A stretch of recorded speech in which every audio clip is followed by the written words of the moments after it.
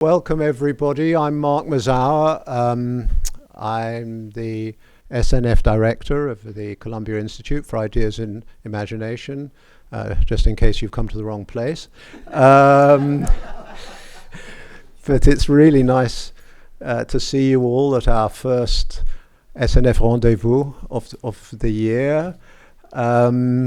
It's an exciting year in prospect because we have some wonderful talks coming from some wonderful fellows.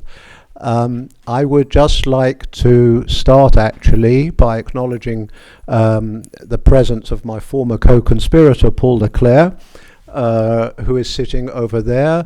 This place would not exist. Many places would not exist, but this place would not exist had it not been for Paul.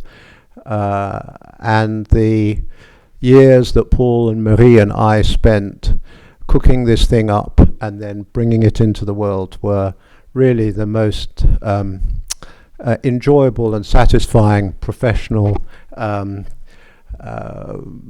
experience of my life. So Paul, so nice to see you here, and I hope you will come back as often as you can. Just to let you know a few other events that are taking place next week, and this is to reassure our fellows that there is life after the fellowship. A former fellow of ours, Mila Turalic, some of you may know as a wonderful documentary filmmaker, will be in conversation with the extraordinary Elaine Muktefi here next Wednesday. And then the second rendezvous will take place with Walter Frisch talking about Les Parapluies de Cherbourg, and that comes in the middle of our showing three films starting with Les Parapluies de Cherbourg that will illustrate what Walter is working on this year. But of course, right now I want to extend a very warm welcome to Éric Baudelaire, who kindly agreed to give the first rendezvous, and he's going to be talking about Faire, avec, make, do with. Let me say a little about Éric. I won't say a lot because I'm aware that there are many people in this room who are much more familiar with Éric's work than I am. He was born in 1973 in Salt Lake City.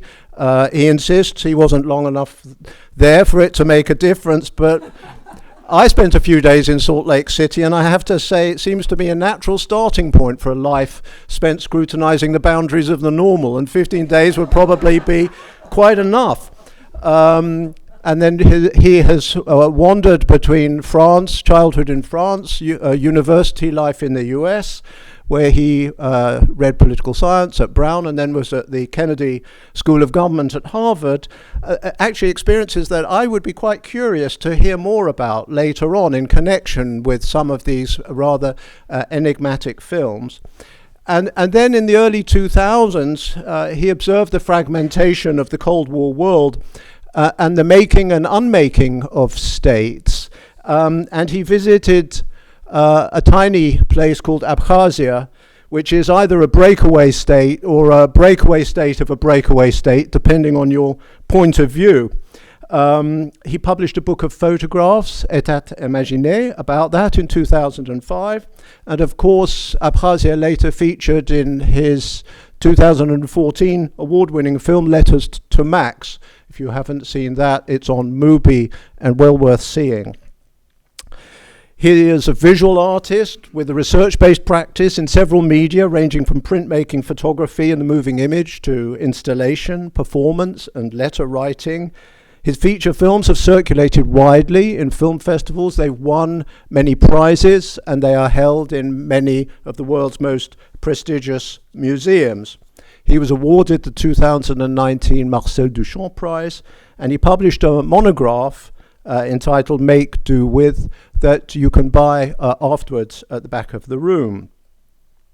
In this talk, Éric is going to talk to us about 4 or 5 of the projects that he's been engaged with, from his debut documentary on the Japanese Red Army, the Anabasis, of 2011, to his most recent research about parapsychological experiments conducted by his mother, Isabelle, in the late 1970s. And after he's finished, there will be some time for questions, and I'm sure we will all have plenty. But for now, I'm going to hand over to Éric. Thank you very much, Éric.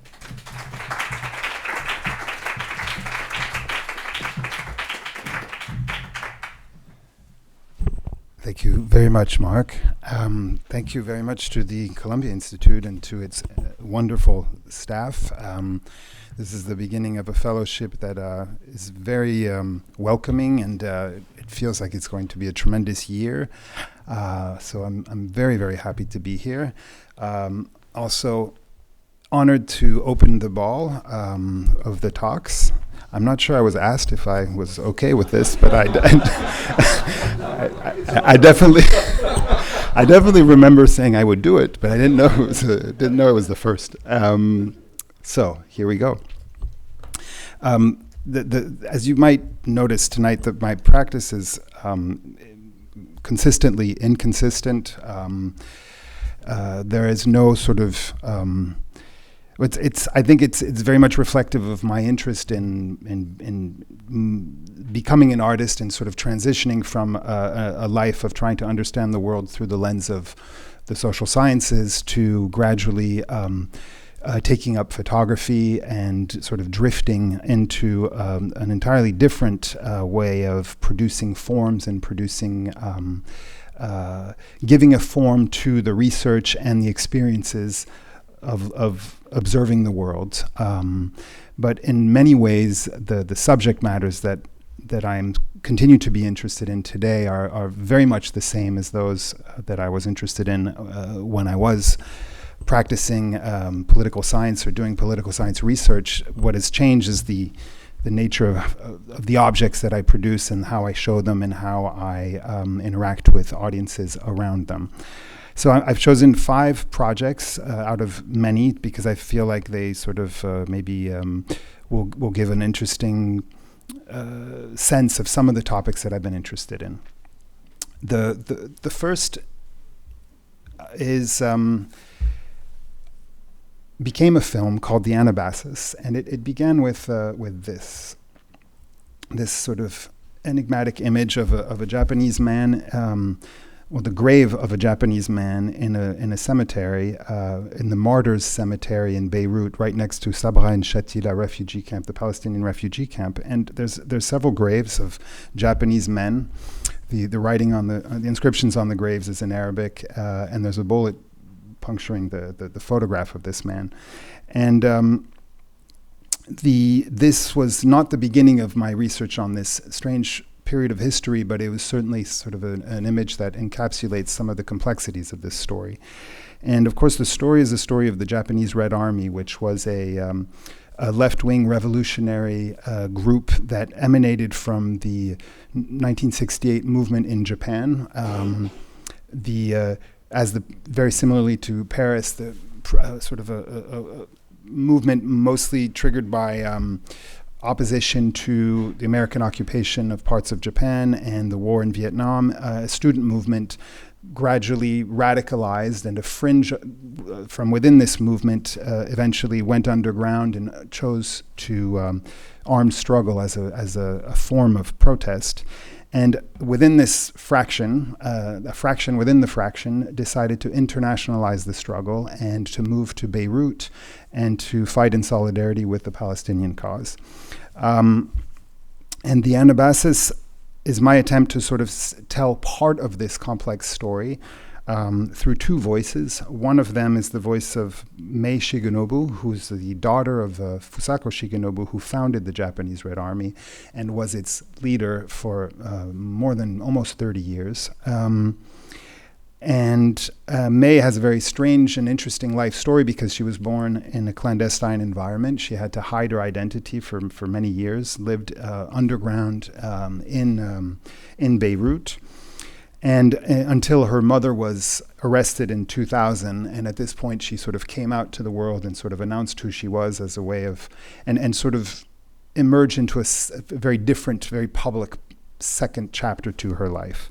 And the second character in the film, The Anabasis, is Masao Adachi, who was a not particularly well-known, but sort of revered member of the cinematic avant-garde in Japan. He was same generation as Jean-Luc Godard in Paris, making a number of very revolutionary films. At first, revolutionary in their formal sense, very experimental.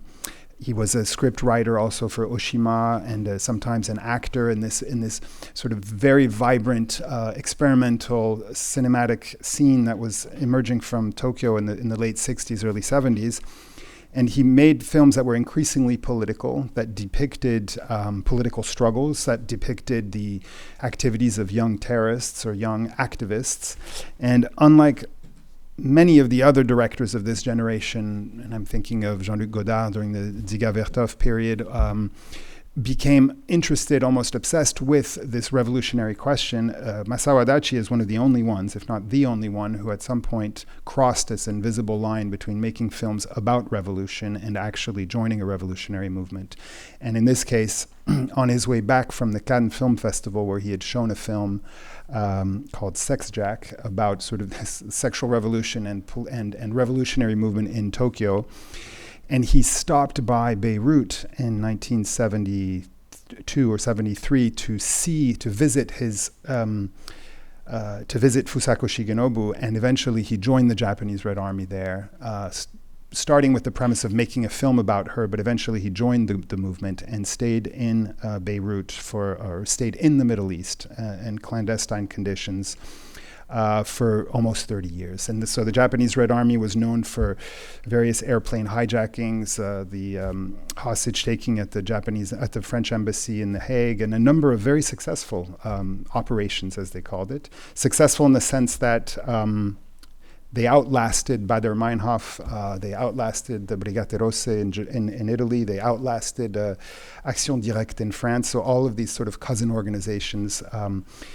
And yet I had never heard of them until I was in a residency in Japan, and sort of stumbled across this story simply because they were some of them are still at large, and their photographs appear in police stations and in subway stations in Japan, and because they're still wanted, those of them who are out there. So this journey from Japan to Beirut and then back to Japan 30 years later reminded me of this sort of itinerary of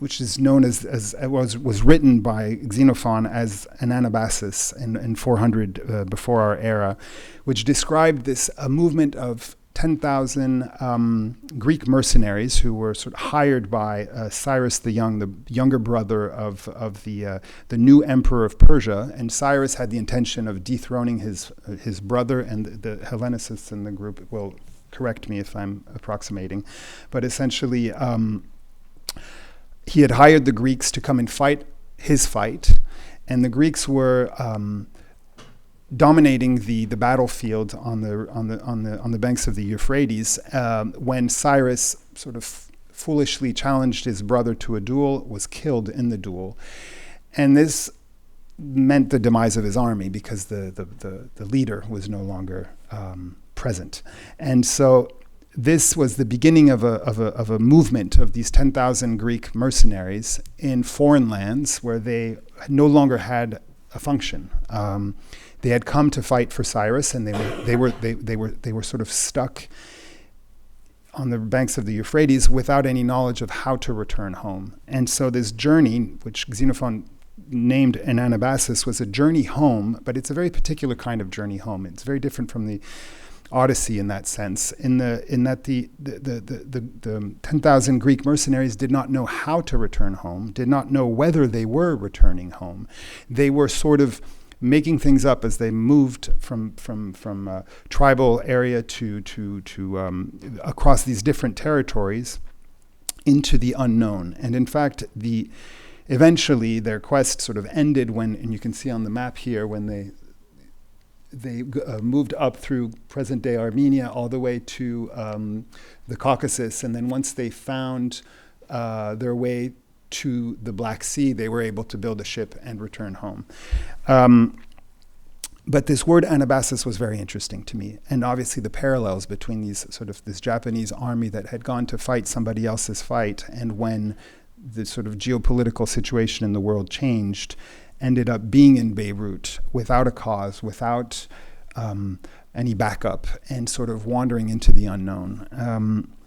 And this word Anabasis has two etymologies that are sort of contradictory. One of them is to embark, and the other one is to return. So it's this idea, which later on Alain Badiou theorized or used in his book The Century, which is a description of the 20th century and its various motifs. And this idea of a journey that can be simultaneously a journey into the unknown as well as a journey back home. Two very important literary figures, the embarking into on a journey without an end, or trying to find where you come from and returning there. These are generally separate tales, and in this case they are one, except that this journey home is not known to be a journey home until you have reached home, and then you realize that this path was taking you back to where you came from. And so I think, there's this nice citation from Badiou, which is that the Anabasis invents the path without knowing whether it is a path home. Anabasis is the free invention of a meandering which will have been a return which, prior to the wandering, did not exist as a return. And I think this motif has become sort of a seminal motif in a lot of my work. Another thing that was very important for me in this first film that I made was this encounter with Masao Adachi, which started with this email exchange. I asked to meet Adachi in Tokyo to talk about this period, and he replied with this email.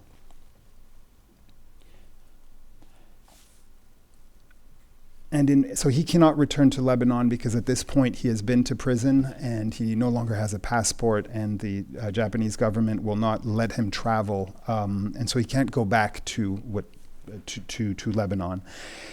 And so our encounter was the occasion for him to say, I will tell you my story, but in exchange you will make images for me when you go to Beirut.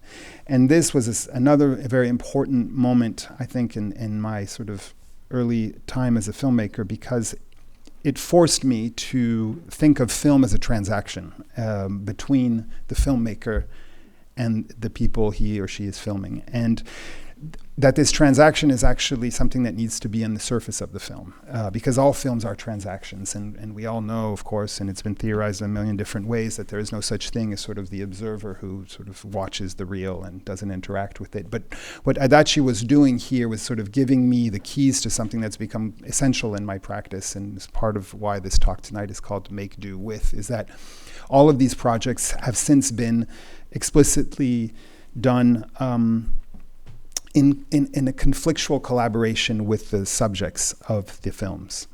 And in the case of Adachi, it's particularly complex because he's a self-avowed terrorist and a man with a very sort of interesting, colorful, I think is the word people use, past. And but it was also a gift that he was giving me, because I think he understood perfectly well that this transaction that he was requesting was actually going to be very interesting for the film.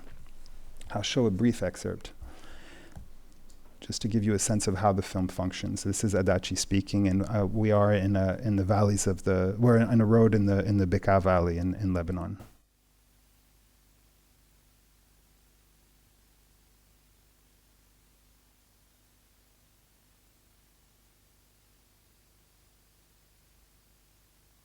調査する」それから実際作戦実行する前にはその辺りを全部オブザーブ観察してるとかね、なんか映画作りと僕にとってはあんまり変わらない仕方をこうやってる。映画と同じですね。最後本番つってシュートするのが作戦やるのと同じわけですから、そういう具合に考えながらいたというのは事実あります。自分は作戦に参加したことは一度もないけれども、みんなが作戦に出かけるのを送り出す。そうするとあとはイマジネーションでハイジャックのプロセスはこうだ、それでハイジャックした飛行機の中ではこうだ、それでまたどっかの国に降りて投降する時はこうだっていうのも分かるし、大使館を占拠してこうなるだろう、最後はこうなるだろうというケースワークはいっぱいするわけですから、それはシナリオを何度も書き直すようなもんですね。ですからそういう意味では私自身は実行部隊に入ったこともないし、小さいディテールを最終的に詰める作戦部隊とは別行動を取るわけですけれども、私が映画を撮るならこう撮るだろうなって作戦についてもね考えたことは繰り返しありますよ。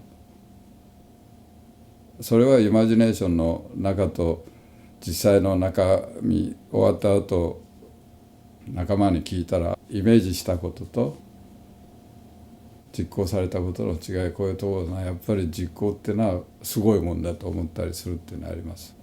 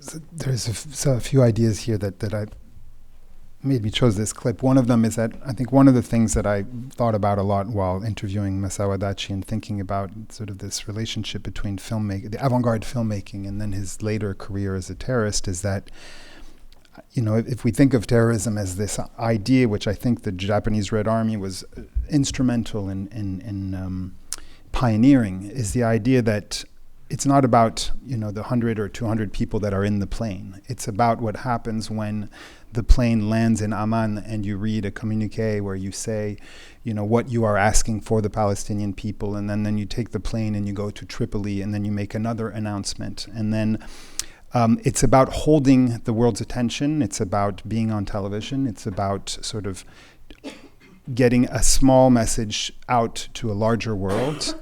And in the case of the Japanese Red Army, then, you know, distributing questionnaires at the end of the hijacking and asking how everybody's experience was and how they could do things better. And I'm you know, not to speak too lightly of this, because the Japanese Red Army was also responsible for a number of horrific killings, including the very first suicide attack in the history of the Middle East, which we always think of as sort of a Middle Eastern invention, but it's not. It's a Japanese invention, and it comes directly from a history of kamikaze operations. And this is one of the more sort of problematic innovations of the Japanese Red Army. But what I was interested in is this idea that Adachi thinks the terrorist operation as a screenplay writer thinks the realization of a film.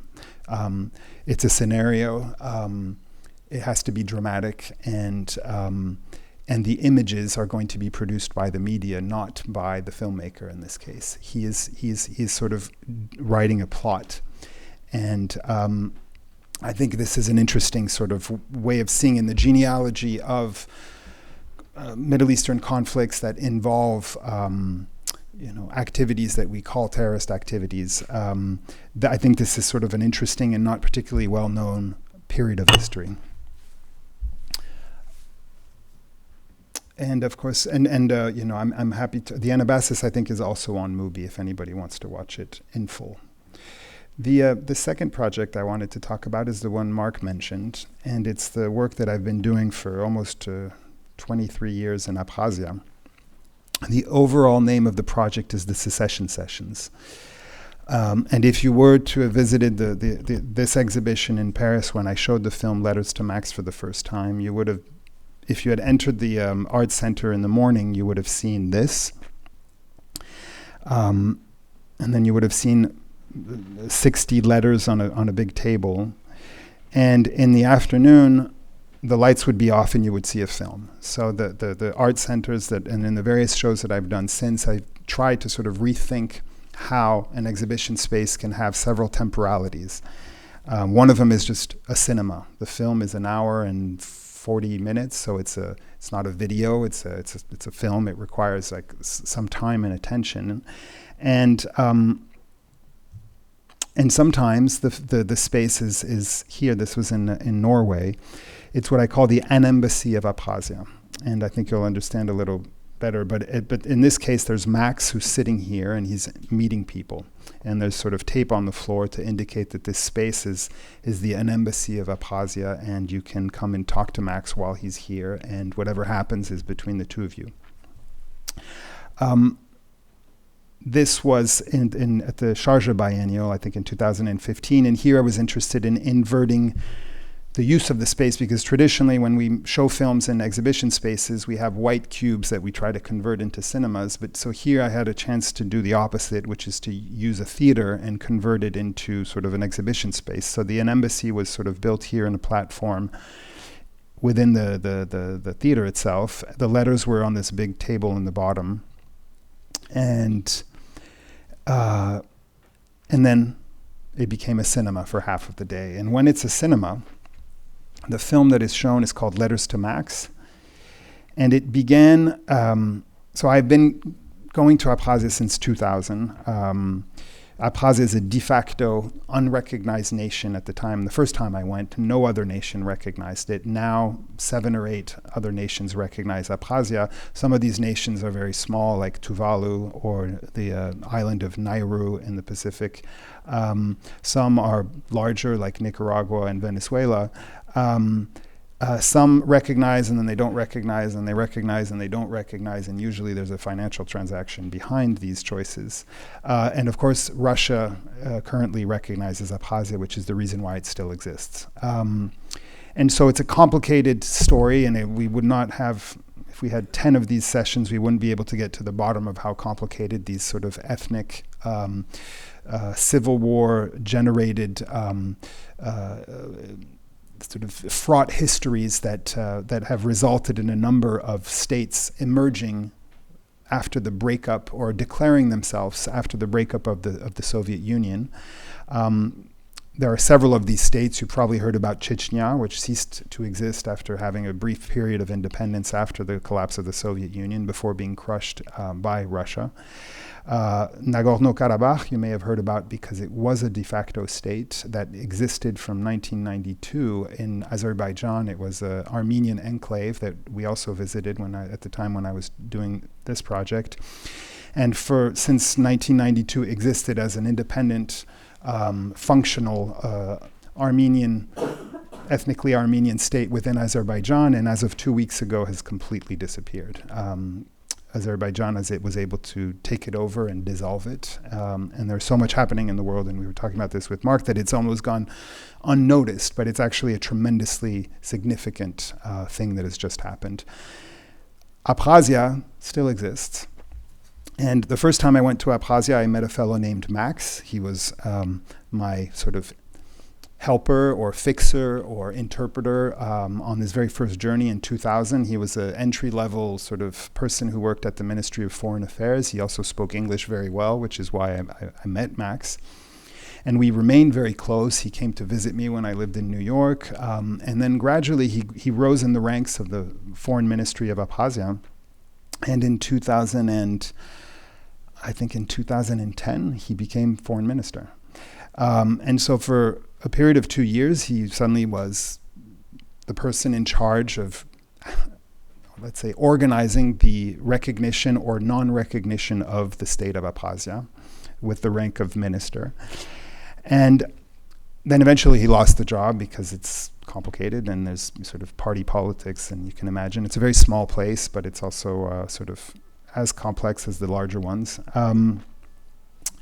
When Max lost his job, I was living in Paris. I had become a filmmaker by then, but also somebody who did exhibitions with other sort of showed other things. And I was invited to do a show at Béton Salon in Paris, and I thought that I would do a show about sort of this concept of statehood. And so I wrote a letter to Max, thinking that this letter would obviously not make it to him because the French postal system doesn't have any sort of way of getting it there.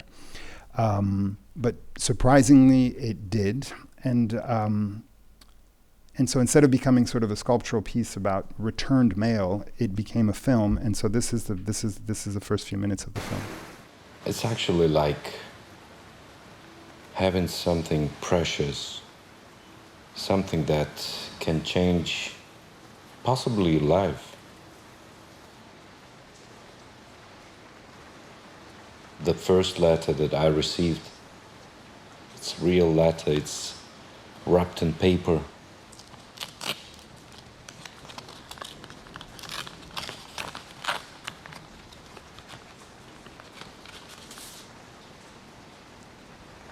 Dear Max, are you there?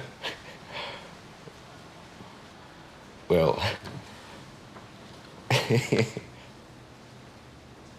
honestly, I'm somewhere. Yes, I'm here. I'm in Abkhazia in my office. It's a sunny day. It's September. It's eve of Independence Day, so streets are full of people and kids, and it's a celebration ceremony. But the question, are you there? It's very philosophical because, I realize sometimes that I'm always somewhere. I'm not concrete.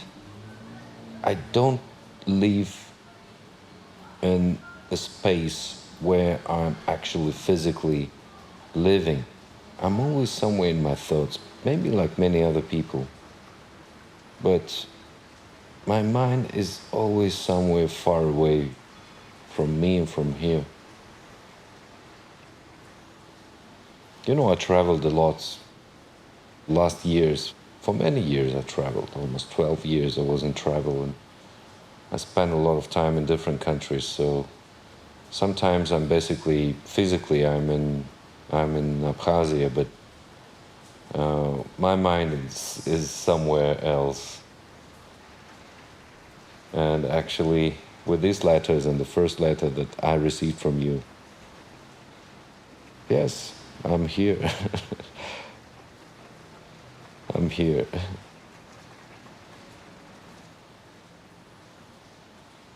I will send you this track. I'm anticipating other letters from you.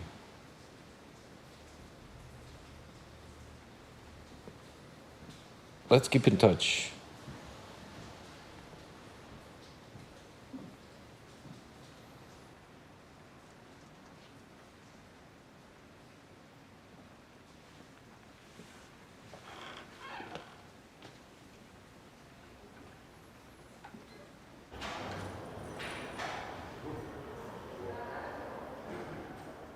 And so as you can imagine, the film goes on with a series of letters that are sort of an epistolary exchange where it's a one direction interview because I'm not receiving Max's recordings until we're finished. And it's a chance for me to ask him a number of questions. We've known each other for 14 years by the time of the film, but there's a million things that I want to sort of structure in an interview sort of manner. And so instead of doing the interview the way I did it with Masao Adachi or with Mei Shigenobu by sitting down and recording, it's an epistolary interview that took 6 months. And it's a one-way interview in the sense that I didn't receive his responses because we didn't know that, I didn't understand that the letters would get to him. And so then once he was able to, he sent me an email saying, I'm receiving these letters and I'm recording answers because the mail can't work in the other direction. So his idea was to just record. And then we had this agreement that when the letters were done, I would go to Abkhazia and I would listen to all these recordings and then I would film things and then I would cut this film. And the film is called Letters to Max.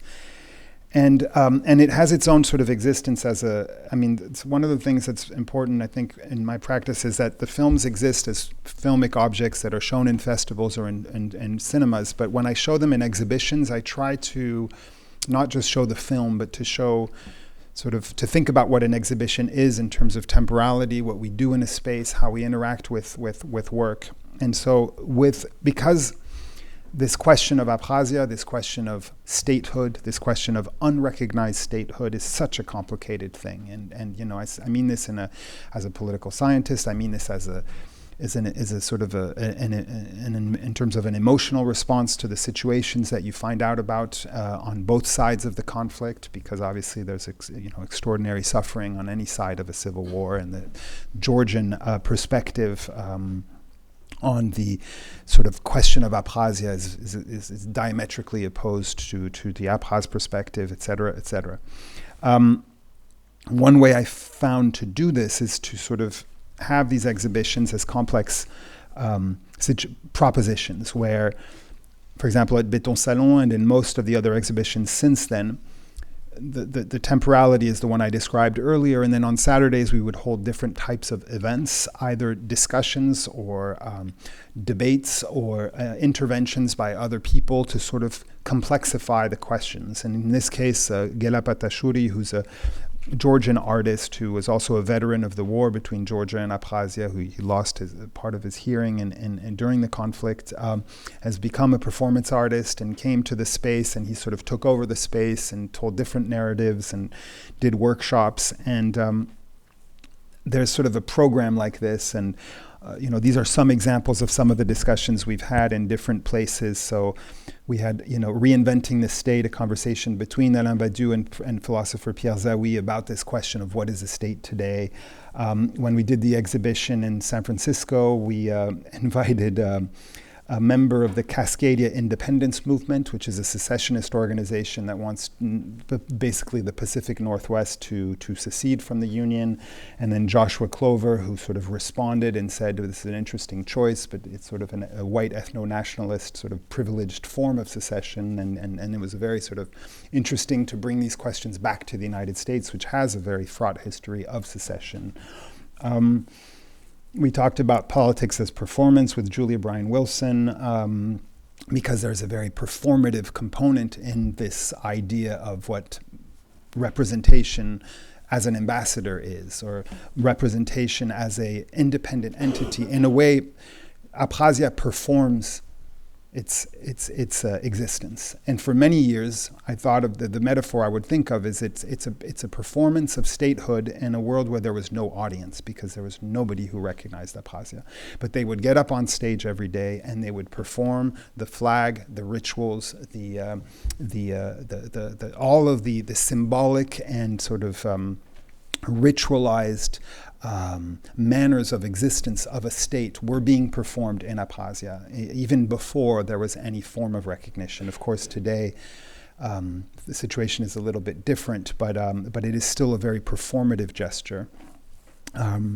So the idea is that the film is one proposition. But the research and the desire on my part is for these questions to be animated by many different minds. And so then my role becomes to sort of invite people and provide a context in which we can have these conversations.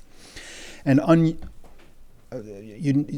things happen that are outside of my control, and this is obviously something that is very interesting to me. So, because whatever happens during these Anabasis sessions, there is no trace, there's no witnesses. Max does what he wants. And occasionally weird things happen. Halfway through the show in Béton Salon, Max calls me and he said, I had a visit from somebody today and he wants to give me something. And he says it's important. He says it's a number of documents from a French philosopher, but Max doesn't remember his name. And I say, what do these documents look like? And he says, well, they are drawings of prisons, and there's sort of annotations on these drawings. And I said, do you remember, is this perhaps Michel Foucault? And he says, yes, that's exactly who it is. And so the story here is that right around the time of this exhibition, Daniel Defer, who was Foucault's partner, had planned to sell Foucault's papers to Yale University for a sum of money. And the French government had decided suddenly that Foucault was important and that we couldn't let the Americans have the papers. And so exercised a clause of preemption, which canceled the transaction with Yale and forced the archive to be purchased for the same amount by the National Archives in France. And this person, who wants to remain anonymous, which is why his unrecognizable here in the picture, happened to have a small box of papers belonging to Michel Foucault in his house because he was working on a project. And he thought, what would Foucault want? Would Foucault, who spent his entire career sort of writing about the control and sort of state power, would he really want all of his papers to be controlled and stored and organized by the French state? Or would he somehow find it amusing if a small capsule of these papers sort of disappeared outside of recognized statehood? And it so happens that he knew that during the civil war between Georgia and Abkhazia, one of the many horrendous things that happened, and you will recognize this as a pattern in these situations of civil war, is that Georgian soldiers burned the Abkhaz archives during the 2 years of occupation of the capital of Sukhumi. And so there was no longer an archive.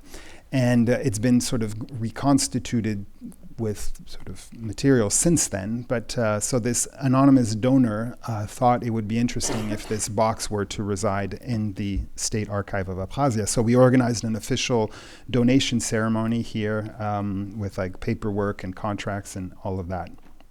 And then this little box went on. So this was the State Archive before the war, and this is the State Archive after the war. And this is the State Archive now. So I had Max make this little, I've never shown this to anybody. This is a scoop.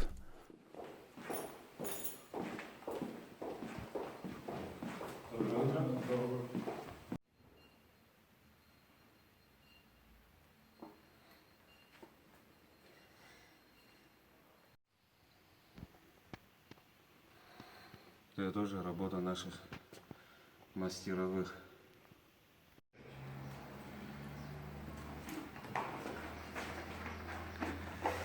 То есть бумажные, да? Да, да.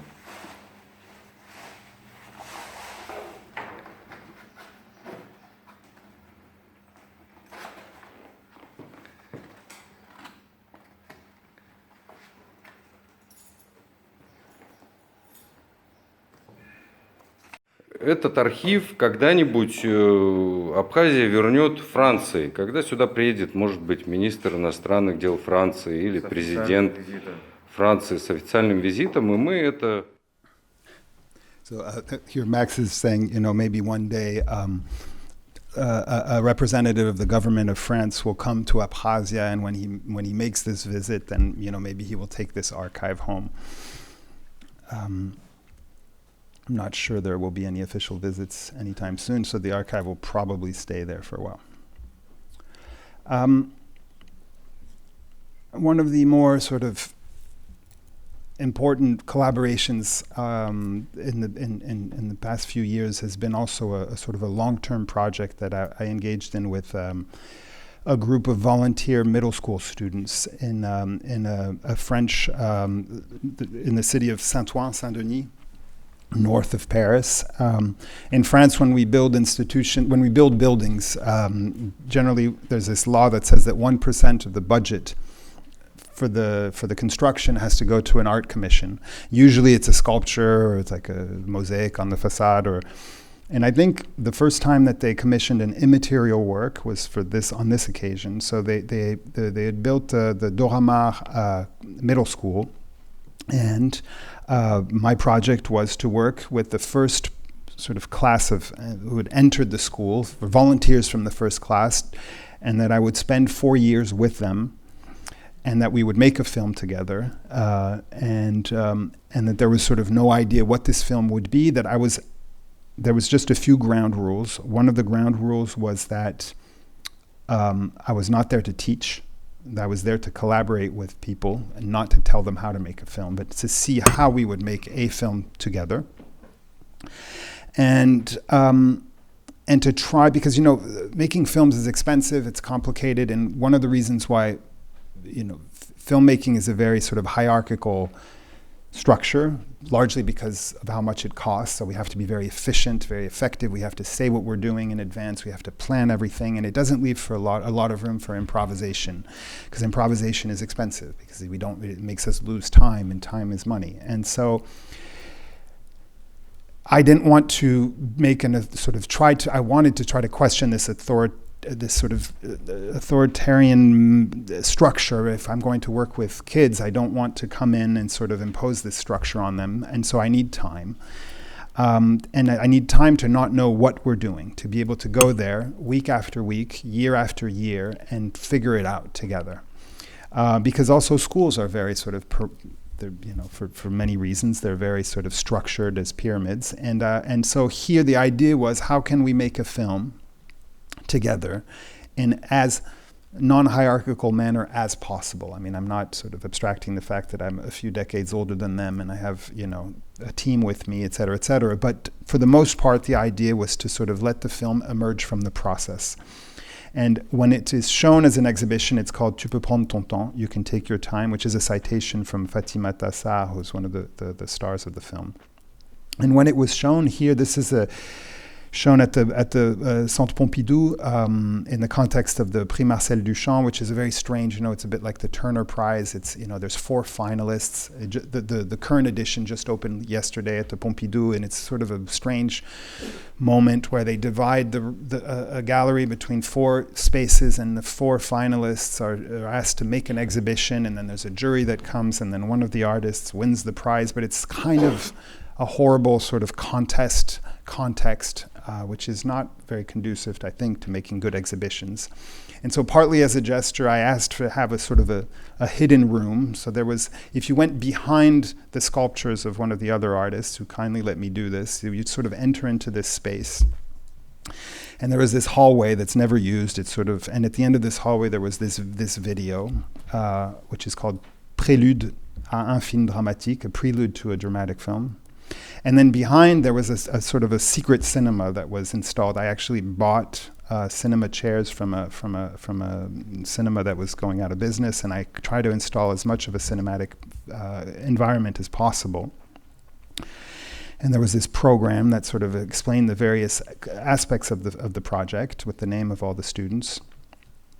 And then the last part of this project was this flag, which I'll get back to in a second. But I want to show you, so some of the fellows might have seen this. This is the film I showed last Monday here.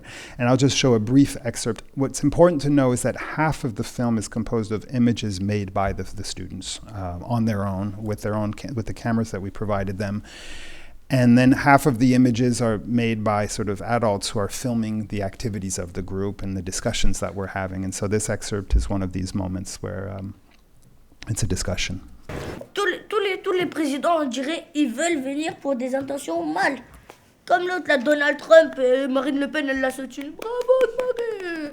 Elle aussi, c'est une raciste. Ça veut dire quoi les abstentions racistes? C'est-à-dire qu'ils aiment pas une autre couleur de peau. Qu'est-ce que vous en pensez de ça? C'est quoi ce phénomène? Bah, racisme. En fait, ouais, c'est vrai. Mais... C'est tout, c'est racisme. En fait, Marine Le Pen, elle est raciste. Et en fait, du genre, en gros, en fait, quand on dit qu'elle est raciste, c'est du genre, par exemple, elle aime pas des gens d'autres couleurs ou d'autres religions, un truc du genre. Enfin, je sais plus c'était quoi, non. C'est ça, je comprends pas. En gros, elle disait qu'en gros, s'il y avait des gens qui étaient en France et qui n'avaient pas de papier, voilà, et ben elle les on va dire ça comme ça, elle les renvoyait dans leur pays, quoi, en fait. Les jeter dehors. Ouais, j'étais de Raciste. car elle est raciste. Pourquoi? Parce qu'elle est raciste, elle est née comme ça. Parce que Ça, c'est les gens qui savent pas coopérer avec les autres. Ils savent juste que leur couleur de peau. C'est que des racistes. Dans la vie, je connais, moi, des gens. En fait, Gianni, c'est un gentil. Et il n'est pas de la même couleur de peau que moi. Moi, je peux coopérer avec lui. Parce que là, moi, je suis pas raciste. sympa, il est cool. Parce que nous, on dirait, elle est enfuie dans une sorte de ténèbres. Et tout ça, et qui l'empêche pas d'avoir les bonnes choses des autres gens de la même de couleur de peau différente. J'ai tout compris. Elle veut toujours les blancs et blancs. Ils n'ont pas assez d'emplois et de nourriture là pour déjà le pays. C'est pour ça qu'ils veulent renvoyer des immigrants. Bah oui. Comme ils n'ont pas déjà assez d'emplois pour eux, et ben ils vont pas donner des emplois en plus à ceux qui viennent d'autre part. Bah dis-moi, si Marine Le Pen elle est élue, ça va te toucher là? Non. Bah si, ça va me tuer. Pourquoi tu veux que ça me touche? C'est français. Hein. Ouais, mais t'es français. Mais le truc, c'est que qui va savoir que t'as des papiers français? Je sais pas, il y a ma carte d'identité, tout ça, ça te dit rien? Les publicités. Elle est sur Mais elle est chez moi. Mais tu vois, hey, il a cru que j'allais venir au collège avec une carte d'identité sur moi. Toi, t'es un ouf. Bon, ça peut affecter toute l'Europe, ça peut affecter Ça peut affecter que ceux qui n'ont pas de papier. T'as pas de papier, mais t'es viré. T'es gay? Mais N'importe quoi, toi. Mais dis-moi, eux, c'est des racistes, ils veulent virer que ceux qui sont pas européens. Mais moi, je suis européen. Ah bon? Mais oui. Je suis né en France, t'es bizarre, toi. C'est un 100% français. Mais oui. Ma bibelle français. Si, pour avoir des origines, il faut que, par exemple, notre papa, ou soit papa, soit maman, mais... Voilà, mais ton père, il est ivoirien. Ma mère, elle est ivoirienne, donc j'ai une Voilà. seule origine. T'as deux origines, Mais t'es non. né en France. Mais c'est pas mon origine française. C'est juste que je suis né en France, c'est tout. Mais voilà, mais c'est ton origine, Google. Non, mais non. Eh, toi, tu sais même pas de quoi on parle. Mais non, c'est comme si moi je te dis, on va dire, toi t'es roumain. Ouais. Ta maman elle est roumaine. Ouais. Ton papa il était roumain. Ouais. Voilà, donc t'es roumain. Voilà. Mais t'es pas deux origines. C'est pas parce que t'as grandi en France que t'as deux origines. Oui, mais T'as une seule origine, sauf que l'autre. Mais moi, est-ce que j'ai dit que je suis français? Sauf que t'as tes papiers français, c'est tout. L'origine de base, C'est ce que tes parents ils sont. Écoute. L'origine de base, c'est où t'es né. Tu peux pas. Ça sert à quoi de prendre l'origine de tes parents alors que tes parents, ils ont été nés dans un pays et toi, t'as été né dans l'autre. Tu peux pas considérer comme quoi toi, t'as l'origine de tes parents alors que t'es né dans un autre pays. Quoi? Par exemple, tu vois. Forcément, je suis à l'origine de mes parents puisque c'est eux qui m'ont fait. Enfin, Ils t'ont fait, mais après, ils t'ont fait dans quel pays? Ben, ils m'ont fait en France, forcément. Voilà. Donc, t'es un 100% français. Non. Je force, hein. Je suis français, mais je suis français d'origine ivoirienne. Toi, t'es perché. Mais dites-moi, comment c'est possible? Vos parents, ils sont nés dans un pays. Ouais. Vous êtes nés dans l'autre pays. Vous pouvez pas prendre l'origine de vos pays, de vos parents où ils sont nés. Mais si, justement, c'est ça une origine. Oh là là. Je vais me dire, on va dire, l'origine, c'est quoi une origine? Ouais. C'est quoi alors? C'est toi. N'importe quoi. Une origine, c'est le... Genre, en fait, c'est d'où tu viens. Enfin, l'origine... Voilà. C'est-à-dire, on va dire... Toi, tu viens de France. On va dire quand il y a eu un débat. On va dire il y a un débat. L'origine du débat, c'est sur les trucs des racistes. Voilà. Donc, c'est-à-dire, c'est parti de où ça part. Et quand moi, je suis partie depuis... On va dire, ça vient du tout début. Ça vient du tout début de ma... Attends, tais-toi. Attends. Mais non, j'ai pas fini. Ça vient du tout début de la création. C'est-à-dire, genre, c'est parti de mes ancêtres, tout ça. Ils étaient ivoiriens. Après, il y a eu les... Voilà. Jusqu'à mes parents. Et après, mes parents, ils m'ont fait, sauf que moi, je suis née en France. Mais dis-moi. Donc, c'est-à-dire, mon origine, c'est-à-dire, mes ancêtres, ils sont nés en Côte d'Ivoire, donc je suis ivoirien. Non, si. Non, tu piges rien, c'est tout. Alors, dis-moi, si toi, par exemple, t'es français, t'es né en France, et t'as les papiers, et tes parents, ils sont nés en en Côte d'Ivoire, et Marine Le Pen, elle est élue, elle est raciste, elle va virer tes parents chez eux. Mais non, puisqu'ils ont pas de papiers. Ils ont des papiers français maintenant. Ok, s'ils ont des papiers. Non, t'as plus droit à la parole, non. Non, mais s'ils ont pas de papiers, et toi t'en as. Mais ils ont des papiers, justement, c'est ça le truc. Donc voilà. Mais s'ils en ont pas, pense. Mais non, je pense pas, mais parce qu'ils ont non. Pourquoi tu veux que je pense qu'ils ont pas de papiers? Vraiment, il est cet enfant fou. Lui, c'est pas c'est quoi la définition d'un exemple. L'origine et la source est au premier abord le moment initial de l'apparition d'une chose. Ouais, c'est-à-dire la naissance historique de cette chose. Oui, c'est-à-dire la naissance historique, c'est-à-dire la naissance, la toute première naissance. La chose, c'est toi. Mais non, c'est pas moi, parce qu'ils ont dit la naissance historique. Moi, je suis pas historique. Hein. Je suis né en 2004, je suis pas historique. De cette chose, le commencement de cette chose. Cependant, cette définition délaisse l'aspect logique et dynamique de ce mot. Well, that's David and Giannis. And very quickly, I'll just move to this last project because it's the one that is on the flyer, so it feels like we have to at least look at it. It's called What It Is Of. And in the exhibition, and so this is not a film, in the exhibition it would look like this with these sheets of paper on the wall and this table and this archive here on the right. And the origin of the project is this object here, which is known as a tikoscope. So it's a random movement generator. In other words, it moves in a random pattern, a Brownian pattern, which is this sort of, as you see on this, it's a random rotation followed by a random straight line, and it seeks its randomness from the white noise that surrounds us. And so, in theory, this movement is completely random. The origin of this object is to sort of try to find an engineering or scientific method to determine whether there is a measurable form of telekinetic energy. In other words, does mind affect matter? So the idea of the experiment is this object moves around on a table and it traces a drawing. You ask a person to sit at the table for 30 minutes and to try to bring this robot towards them. And then you reproduce the experiment as a control experiment with nobody in the room. And you do this 1,000 times. And if the 1,000 drawings made with somebody in the room trying to bring the object to them, if these drawings are different, statistically speaking, from those that are made without anybody in the room, then you have an anomaly, and this anomaly could be attributed to paranormal telekinetic energy. So this is something that was being done in a number of different places in the 70s. At Princeton University opened a lab that was an emanation of the engineering department, so it wasn't sort of it was sort of engineers trying to test these theories. And in France, there was a laboratory at the Rue de la Boétie in Paris in the 8th, which had several of these tikoscopes and which was ran by the largest French private conglomerate. It was a sort of, think about General Electric. They built trains, nuclear factories, et cetera, and they had this very small lab that had 2 employees, and one of them was sort of the scientist and statistician who was to study the patterns, and then there was somebody whose job was to organize these sessions, and this person's name is Isabelle Baudelaire, and she's in the room. She's my mother.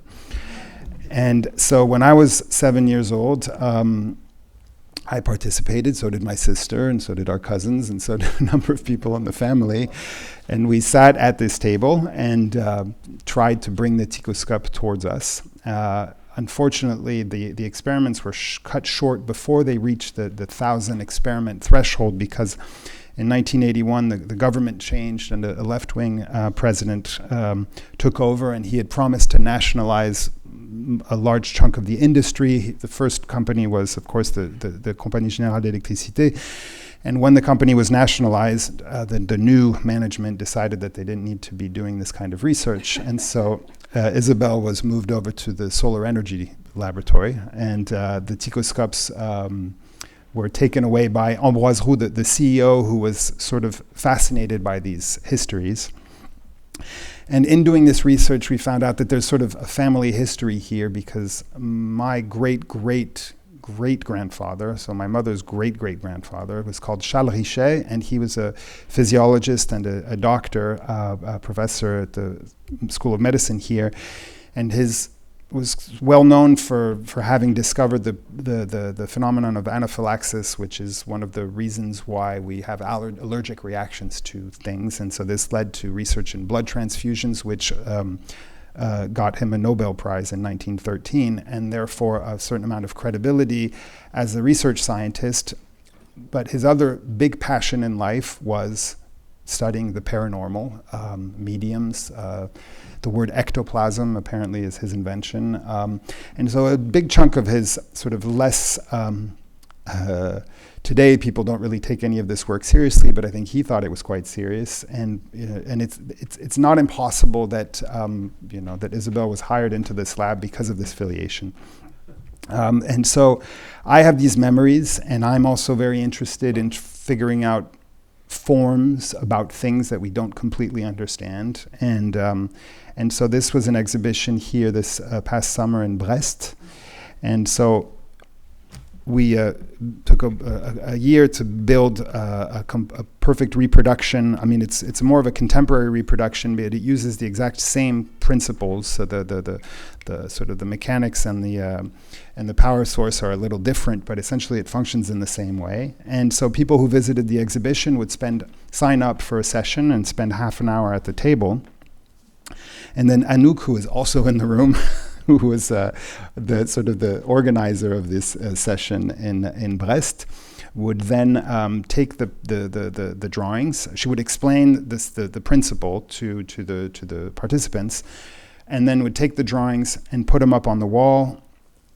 And she would mark them with a stamp to sort of indicate where the person was sitting. So you can look at the drawing and essentially create an archive of drawings. So on the right-hand side, you have drawings that were made with people, and on the left-hand side are the control drawings. And so the idea is that if you come into this space, you could look at these drawings, and then we didn't do a sort of statistical regression analysis to see whether there was a statistical aberration. It's an art exhibition, and so the idea is that our eye would inform us of whether or not we feel that there's a difference between both sides of the wall. And with that, I will conclude this presentation. Thank you so much.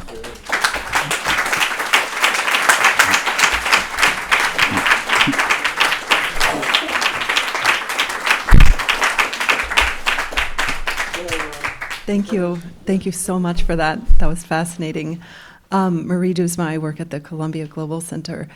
I have two questions. I know it didn't get to 1,000 tries, but the experiment you were involved in when you were 7, what direction was it going in? And my second question, going back to the very beginning, what kind of film did Adachi make with the images you shot in Lebanon, if he did make one? So Ambroise Roux, the CEO of the General Electric company, when he retired, he wrote a book about this. And so they did 214 experiments plus the control experiments. And his published results indicate that 60% of subjects demonstrated statistical aberrations in a sliding scale. So sort of there's some who don't have much impact on the drawing, and then the curve, the fewer number of subjects who he deems have a noticeable and significant impact on probability. And so, I said that I'm not interested in doing calculations, but in effect we did how many Anouk did we do? Like 150? Okay, 15. So we didn't quite, this summer in Brest, we didn't quite do as many as was done in 79, but what I have consulted with some serious statisticians because I think I'm interested. I don't try to substitute this work for a scientific process, but I am interested in knowing what would be considered serious from a statistician's perspective. And it happens that my brother-in-law is a very high-end statistician, and he said any sample size below 10,000 is for the birds.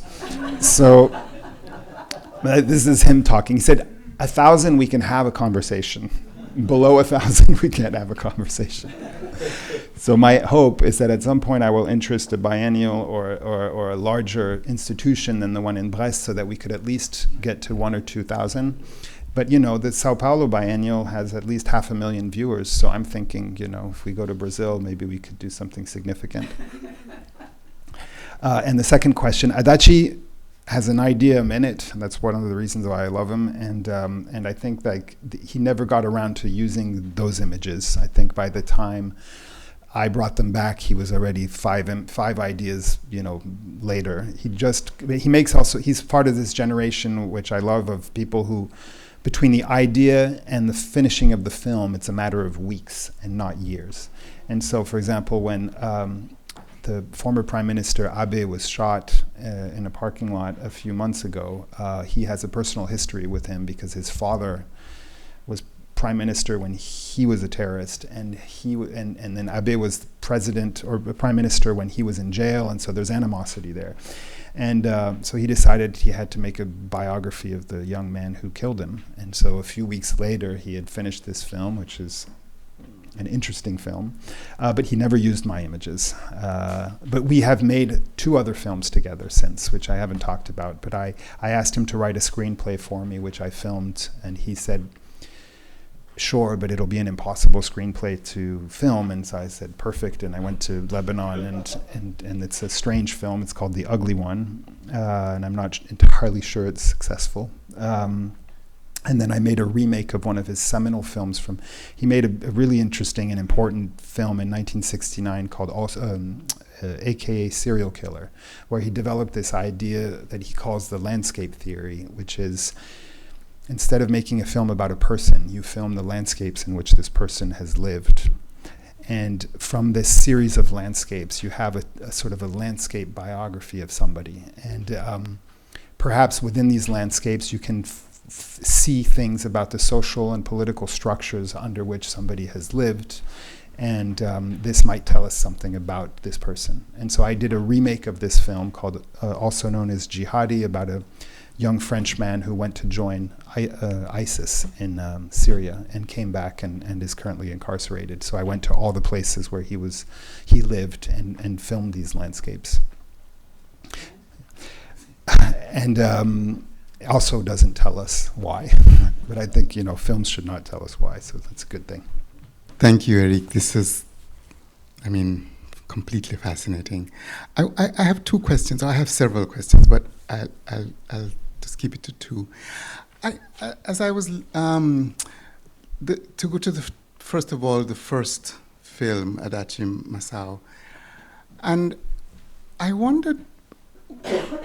Obviously, I haven't seen the film, and so there's a lot of it that I obviously don't have a sense of. But you met him, first of all, in Beirut. No, in Tokyo. In Tokyo. Mm-hmm. And then you filmed together in Beirut. No, because he can't leave Japan. So he instructed me to go film. So I met him in Tokyo, and he said, with that email, I'll meet you, but you owe me something. And so he's not with you when you're in Lebanon? No. Okay. Right. Well, so my first question is, did you have a sense of the way in which he would connect his idea about these terrorist operations that he was planning in his mind, as he kept saying, and his filmmaking? Or did that surprise you? So that's the first question. The second question about connected to that is, what was your project with him? What did you want out of that interaction? And the third question is connected to this, is more about your own orientation as a filmmaker, and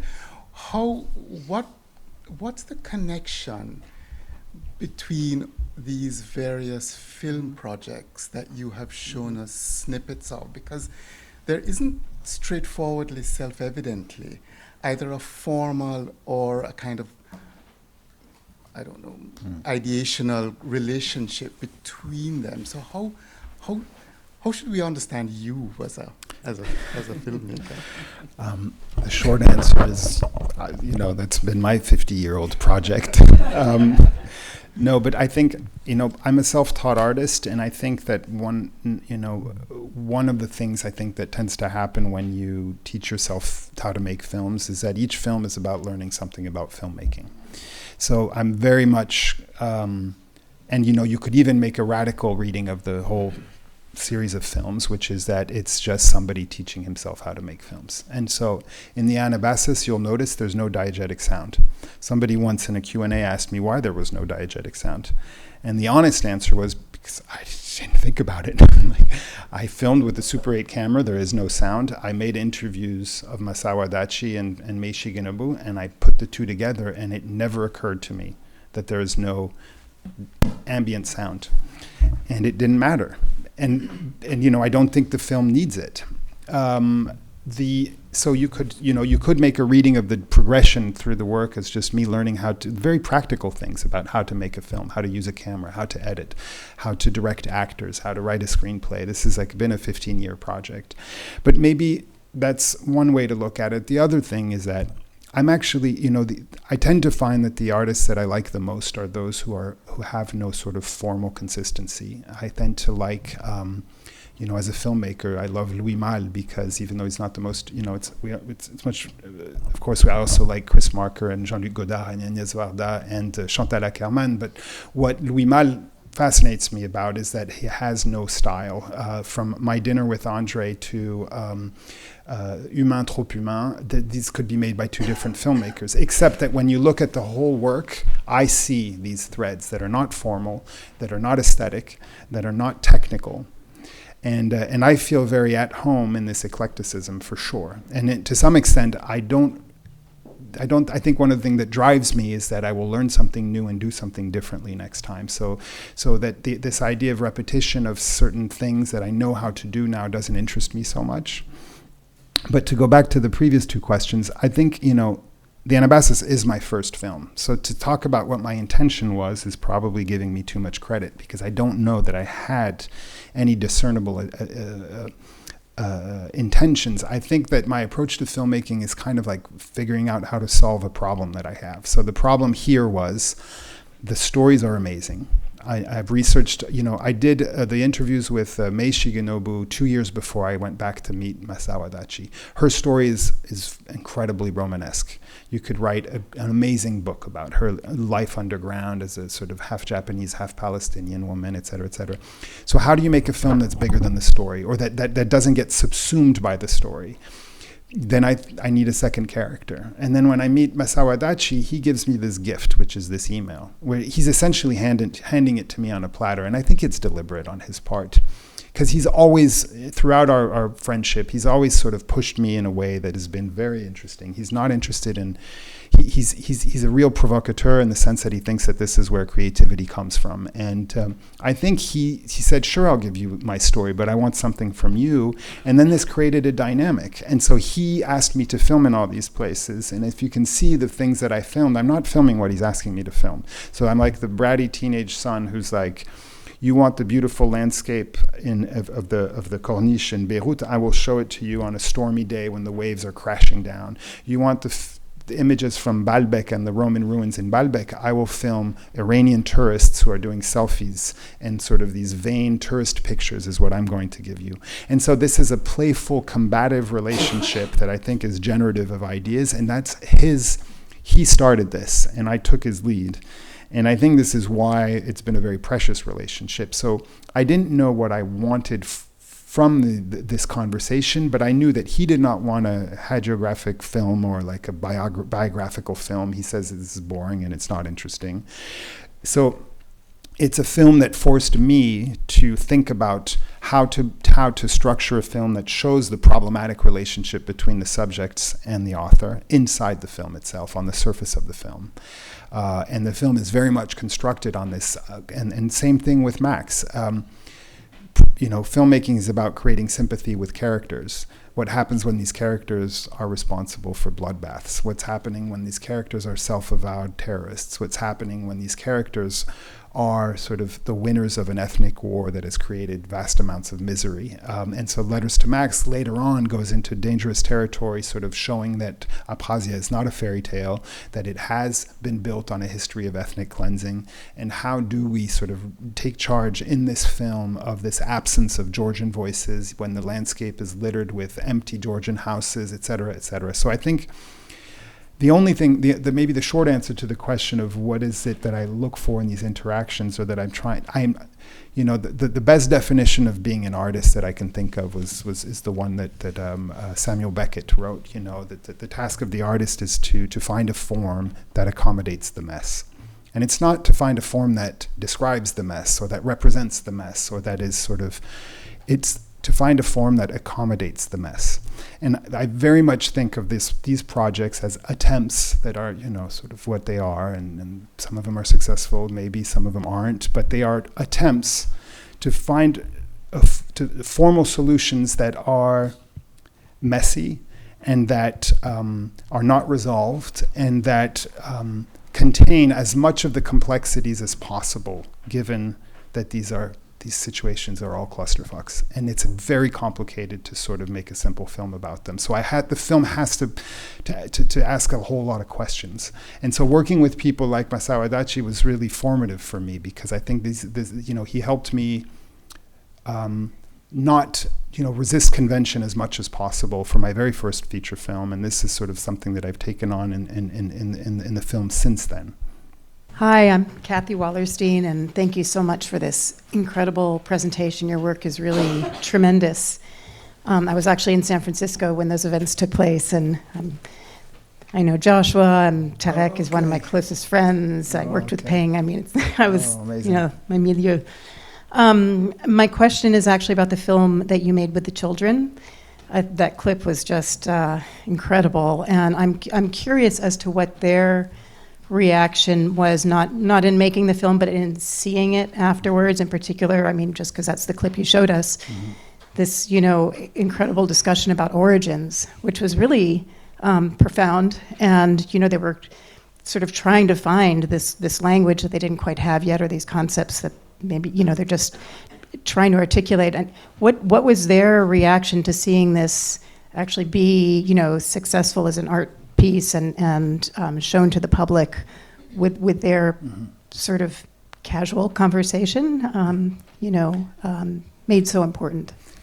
So they're, as much as possible, they're still involved. We have a WhatsApp group, and I was just talking to them earlier today because the film is going to be included in an exhibition that opens in Romainville in the suburbs of Paris in a couple weeks. And so I was organizing so that we would all go there. Those who want to would come there together. So we finished in 19. So this is 4 years ago for them, and they're all out of high school, and one of them has a kid, and some of them are working, and some of them are studying, et cetera, et cetera. But whenever the film is invited to screen somewhere, I always request that we go with two of the students and myself. So we were in Cologne a few months ago, and we spent 2 days there. Usually I ask that we invite local schools to come, and that it's not just with adults in the room, that they can also have sort of a relationship with kids locally and talk about this. So they're present in the Q&As. And so I would say their relationship with the film itself has also evolved over the time. I think now they have a lot more distance than they did, and so they look at it differently with perhaps some of their life experience since then. So there's no simple question, because there's probably 22 different answers to the question. It's been different for different kids. And they're not kids. I shouldn't call them kids anymore. They're entirely adults. I can tell you some of the things that touched me. I remember when we went to show the film in Portugal at a festival, and Dafa, one of the students, came, and somebody asked her, what she thought about the film, and she took a long time to respond, because initially they never would have believed me if I told them that we would ever show this film to anybody. They thought I was sort of, imagining things and promising things that would not happen. And I told them, we will go places, people will see this, so let's do it, let's work seriously on it. And when Dafa encountered this question in Lisbon, she paused for a while, and then she said, it's not a film, it's 4 years of our lives together. And I think that's probably one way that a number of them think about it, is that it's not so much about the object itself, it's about this collective experience for 4 years. I think that's what Dafa brings back. When the film premiered in Locarno, David and Guianis, who are sort of the most sort of articulate members of the cast, they came to the premiere, and that was an incredible experience, because Guianis is extremely versatile and very sort of self-assured, and he's very he's always talking, and after the first screening, the screenings in Locarno are huge. There's hundreds and thousands of people in the rooms, and he took the mic and he asked the question to the audience. He said, did you have to come here? And he thought maybe it's an assignment, maybe it's like part of these people's job. But the idea that people would have chosen to come here was not something, because this is obvious, but when you grow up in a suburb like this, and the only representations you see of yourself on television are linked to crime, drugs, gangs, and a lot of bullshit, things that are actually completely constructed lies. Because the reality of living in these neighborhoods is that these are not the subjects on everybody's mind, and this is not what reality looks like. The 90% of media representation of the images produced and broadcast about life in these neighborhoods is a complete fiction. And so then, of course, if you live inside of this media reality, you also sort of have an understanding of that the only thing that people are interested in are these questions: crime, gangs, blah, blah, blah, blah, blah, blah.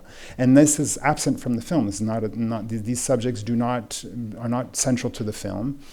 And I think one of the things that the working on the film produced is this idea that it's possible to have other areas of self-representation. And so I showed this clip because it's like a 10-minute contained conversation, but the film itself is also about filming small, non-eventful situations, cooking pasta at home, looking through the window. A lot of the film is not about sort of having these big conversations. Of course, there's a few of them in the film.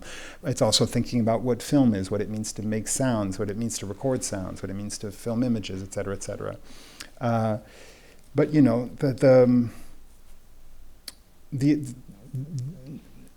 they were surprised because they thought that certain things might be boring, and they found out that they were not boring. And I think this was probably the biggest sort of collective realization. Yeah.